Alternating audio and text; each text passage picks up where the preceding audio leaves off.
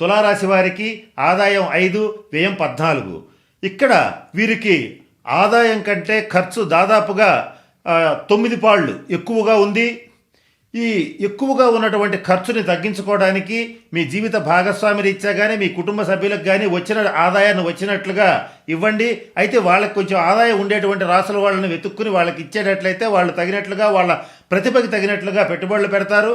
లేకపోతే మీరు కూడా మీ చేతిలో డబ్బు ఉంచుకోకుండా మీరేం చేయాలంటే వచ్చిన డబ్బును వచ్చినట్లుగా మీ ప్రతిభకు తగినటువంటి మీ యొక్క ఆలోచనకు తగినటువంటి మీ సామర్థ్యానికి తగినటువంటి రంగాల్లో పెట్టుబడులు పెట్టి జాగ్రత్త పడగలిగితే ఈ సంవత్సరాంతానికి ఖర్చుల నుంచి బయటపడి ఆదాయాన్ని మిగుల్చుకోగలుగుతారు.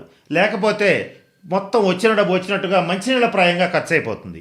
ఇక రాజపూజ్యం 6, అవమానం 3. ప్రతి 10 మందిలో 6 మీ యొక్క గొప్పతనాన్ని గుర్తిస్తూ ఉంటారు, గౌరవిస్తూ ఉంటారు, మీకు అండగా నిలబడతారు, మీ గురించి వాళ్లే పోరాటం చేస్తూ ఉంటారు. అట్లా మిమ్మల్ని గౌరవించడం అనేటువంటిది జరుగుతుంది.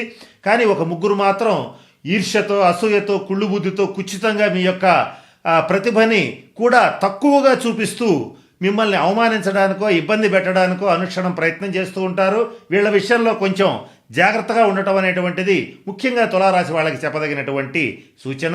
ఇకపోతే ఈ సంవత్సరం తులారాశి వారికి గ్రహగతులు, ముఖ్యంగా ప్రధాన గ్రహాలైన గురు, శని, రాహుకేతువులకు సంబంధించినటువంటి గ్రహగతులు ఏవైతే ఉన్నాయో చాలా అనుకూలంగా ఉన్నాయి. అనేక అంశాల్లో మీరు ఊహించనటువంటి విజయాలు నమోదు చేసుకునేటువంటి పరిస్థితులు కూడా గోచరిస్తున్నాయి.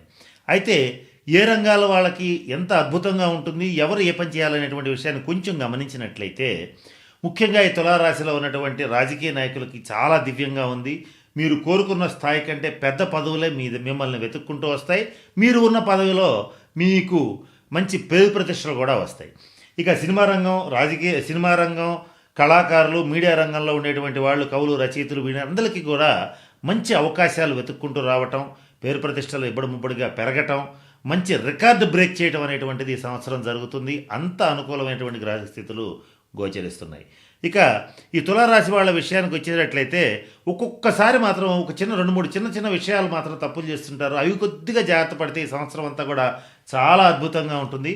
ఒక్కొక్కసారి అతి జాగ్రత్తకి పోతూ ఉంటారు. అంటే ప్రతి చిన్నదాన్ని కూడా చాలా ఓవర్ కేరింగ్గా ఆలోచించటం, ఒక చిన్న విషయాన్ని కూడా చాలా అతిగా ఆలోచించటం, అతిగా జాగ్రత్తలు తీసుకోవటం, అతిగా స్పందించటం, వీటి వల్ల ఏమవుతుందంటే మీరు చేసేటువంటి పనిలో మీ యొక్క పర్ఫార్మెన్స్ బాగా తగ్గిపోతుంది. అంటే మీ యొక్క సామర్థ్యం బాగా తగ్గిపోతుంది. తద్వారా మీకు అనుకున్న స్థాయి రిజల్ట్స్ వచ్చే అవకాశం తగ్గుతుంది. మీరంతా ఆలోచించాల్సిన అవసరం లేదు, గ్రహగతులు బాగున్నాయి. ఇది చెప్పదలుచుకున్నటువంటి అంశం. ఒక్కొక్కసారి ఏంటంటే శుచిశుభ్రతలకు ప్రాధాన్యత ఇస్తుంటారు. ఉదాహరణగా చెప్పాలంటే అంటే ఓసిడి ప్రాబ్లం అంటుంటారు. అంటే అతిగా శుభ్రం చేసుకోవడం. ఇది ముఖ్యంగా 35-40 సంవత్సరాలు దాటిన తులారాశి స్త్రీల విషయంలో ఎక్కువగా జరుగుతుంటుంది. ఏంటంటే కడిగిందే కడగటం, తుడిచిందే తుడవటం, ఇటువంటివన్నీ చేసి కొంత మానసికంగా ఫెడప్ అయిపోతుంటారు. ఇటువంటి వాటి నుంచి ప్రయత్నపూర్వకంగా బయటపడటానికి ప్రయత్నం చేయండి. ఇక తులారాశిలో ఉన్నటువంటి స్త్రీలైనా పురుషులైనా ఎవరైనా సరే, ఏ రకమైన వృత్తి, ఉద్యోగ, వ్యాపార వ్యవహారాలు చేసేటువంటి వాళ్ళైనా సరే, మీ చుట్టుపక్కల ఉన్నటువంటి అన్ని పరిస్థితుల్ని మర్చిపోయి చాలా కష్టపడతారు. తద్వారా మంచి విజయాలు నమోదు చేసుకోగలుగుతారు. మీరు పడేటువంటి పరిస్థితి, మీరు కష్టపడేటువంటి పరిస్థితి ఏంటంటే తింటూ అదే ఆలోచిస్తారు, నిద్రపోతూ అదే ఆలోచిస్తారు, ఆఫీసులో అదే ఆలోచిస్తారు, ఇంట్లో అదే ఆలోచిస్తారు. ఎక్కడ పడితే అక్కడ అలాగే ఆలోచించి అంత కష్టపడి ప్రయత్నం చేసి ప్రతి పనిలోనూ మంచి విజయాలు నమోదు చేసుకుంటారు. తద్వారా మీకు ఆత్మవిశ్వాసం పెరుగుతుంది. ఈ సంవత్సరం తులారాశిలో ఉన్న స్త్రీలైనా పురుషులైనా ఎవరైనా సరే, ఏ రంగంలో ఉన్నటువంటి వాళ్ళైనా సరే 30-35 సంవత్సరాలు దాటిన వాళ్ళకి మంచి ఆత్మవిశ్వాసం డెవలప్ అవుతుంది. చేసేటువంటి ప్రతి పని సక్సెస్ అవుతుంది. ఇక 27 సంవత్సరాల లోపు ఉన్నటువంటి తులారాశి స్త్రీలైనా పురుషులైనా మాత్రం కొంచెం, అంటే యువకుల విషయానికి వచ్చేటట్లయితే కాస్త తప్పడడుగులు పడుతూ ఉంటాయి, కొద్దిగా కింద పడుతుంటారు, మళ్ళీ పైకి లేస్తూ ఉంటారు. ఇటువంటి పరిస్థితి ఉంటుంది. ఇక్కడ ఏజ్ రీత్యా కూడా ఎందుకు మార్పులు వస్తాయంటే మీకు గోచార రీత్యాయే కాకుండా మీ యొక్క గ్రహ గతుల రీత్యా, అంటే దశాంతర దశల రీత్యా కానీ, మీ యొక్క నక్షత్రాల రీత్యా కానీ ఇటువంటి మార్పులు సంభవిస్తాయి కనుక ఇవి ప్రత్యేకంగా మీకు చెప్పడం అనేటువంటిది జరుగుతుంది. ఇక నడి వయసు వచ్చే వాళ్ళకి, అంటే 40+, 45+, 50+ ఉన్నటువంటి స్త్రీలు పురుషులు ఎవరైనా సరే కొంచెం వీళ్ళకి మీకు కొంచెం తీవ్రమైనటువంటి అనారోగ్యాలు కలిగేటువంటి పరిస్థితులు ఉంటాయి. మీ జీవిత భాగస్వామికి, మీలో మీ వైఫ్ అండ్ హస్బెండ్లో ఎవరో ఒకళ్ళకి మాత్రం కొంచెం అనారోగ్య సూచనలు ఏర్పడతాయి.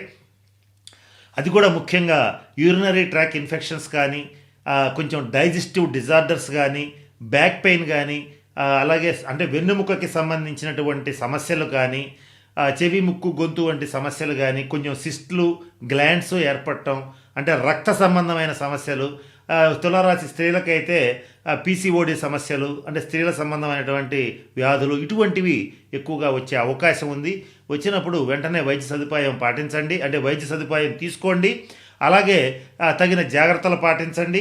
అలాగే మృత్యుంజయ మంత్రాన్ని ధన్వంతరి తంత్రాన్ని కొంచెం జాగ్రత్తగా పాటించేటట్లయితే ఆ సమస్యల నుంచి సునాయాసంగా బయటపడతారు. ఈ సంవత్సరం మీకు ప్రతి విషయంలోనూ చాలా ఈజీగా ప్రతి పనిని నిర్ణయించేటువంటి శక్తి మీ మనసుకు బాగా పెరుగుతుంది. యోగా, మెడిటేషన్, ధ్యానం వంటి వాటిని బాగా డెవలప్ చేసుకోండి. అది మీ యొక్క సామర్థ్యాన్ని ఈ సంవత్సరం 10 రెట్లు పెంచుతుంది.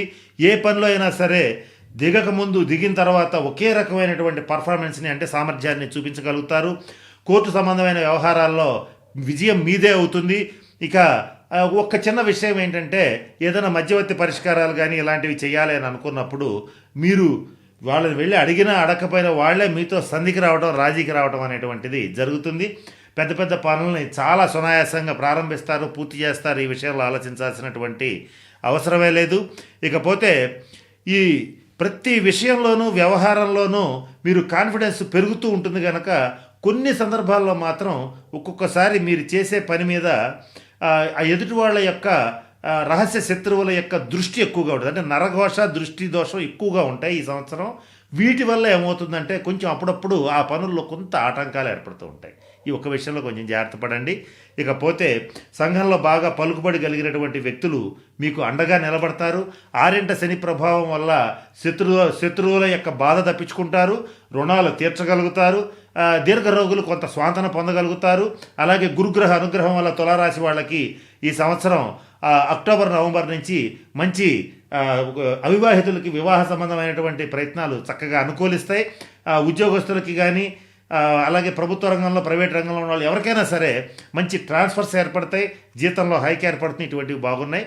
మరి బాగుంది ఎవరికి అంటే కొంత సాఫ్ట్వేర్ రంగంలో ఉండేటువంటి వాళ్ళకి, విదేశాల్లో ఉండేటువంటి వాళ్ళకి, అలాగే రియల్ ఎస్టేట్కి సంబంధించి వ్యాపారాలు చేసేటువంటి వాళ్ళకి మాత్రం ఈ సంవత్సరం అస్సలు బాగోలేదు. వీళ్ళు తగిన శాంతి పరిహార క్రియలు జరిపించుకోవాలి.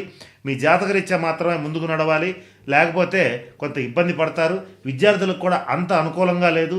వీళ్ళు కూడా కొంచెం జాగ్రత్త పడవలసినటువంటి పరిస్థితులు సుస్పష్టంగా గోచరిస్తుంటాయి. మీకు తెలియకుండానే ప్రతి విషయంలోనూ ఎమోషనల్ అయిపోతుంటారు, అంటే భావోద్వేగాలకి గురవుతూ ఉంటారు. కాబట్టి మీ భావోద్వేగాలని అదుపులో పెట్టుకుని వర్క్ మీద కనుక ఫోకస్ పెట్టగలిగితే ఈ సంవత్సరం విజయం మీదే. అధిక భాగం గ్రహస్థితులు అత్యంత అనుకూలంగా ఉన్నాయి. మరిన్ని మంచి ఫలితాలు రావడం కోసం తగిన శాంతి పరిహార క్రియలు చెప్తాను, వాటిని పాటించండి. ఇకపోతే